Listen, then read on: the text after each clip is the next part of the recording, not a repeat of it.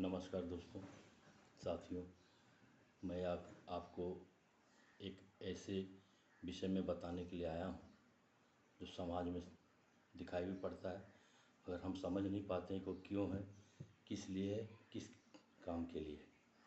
दोस्तों, हम देखते होंगे कि ब्राह्मण हैं, राजपूत हैं, ये बड़ी जातियों के जो लोग हैं उनके गर्दन पर जनेऊ हम देखते हैं। और ऐसा हम मानते हैं कि जो ब्राह्मण हैं, खास करके ब्राह्मण के लिए हम लोगों के दिमाग में ऐसा बैठा हुआ है कि उन्हीं के लिए जनेऊ है, बाकी किसी के लिए नहीं है।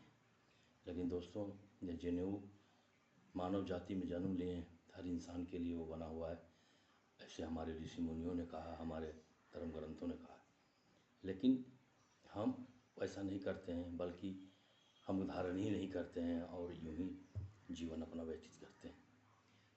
साथियों, जनेऊ एक ऐसा हमारे जीवन में एक ऐसा मूल मंत्र है कि जब हम ये समझते हैं कि भगवान हैं जो सिर्फ मंदिर में बैठे हैं और कहीं नहीं है, और हम अन्यत्र जगह में पाप पुण्य जो भी है सारा काम करते हैं, मंदिर में जाके नहीं करते हैं। लेकिन ईश्वर जो है हर जगह विद्वान है, पूरे धरती पर कण कण में बसे हुए हैं, ऐसा भी हम जानते हैं।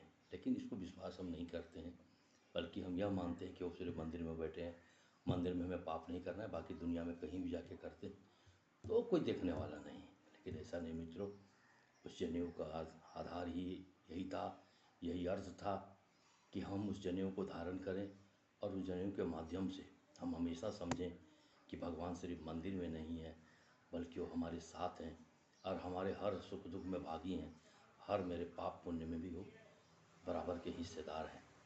ऐसा हमें मानने के लिए बना है। दूसरी धारणा हम लोगों के पास ये है कि ब्राह्मण जब भी शौच के लिए बैठते हैं या पेशाब करने के लिए बैठते हैं, उसे कानों में छोटा करके वो बैठते हैं, कान में लपेट करके बैठते हैं।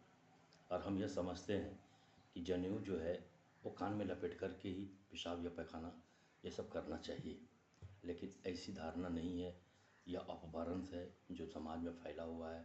मैं आपको बताना चाहता हूँ कि पुराने ज़माने में लोग जो चाबियाँ होती थी उस जनेऊ में बांध कर रखते थे ताकि चाबी खो ना जाए, और वो चाबी खो ना जाए इसके चलते जनेऊ में बांध देते थे कि वो सतत हमारे साथ होगा, हम जहाँ भी जाएंगे रहेगा, वो खोने का डर नहीं होगा। लेकिन जब हमें पेशाब या पखाना लगता था तो हमारा वो जनेऊ से लुढ़क करके वो ज़मीन में गिर जाता, जिसको हमको ये जनेऊ के लिए भी अपमान होता और चाबी भी गंदला हो जाता।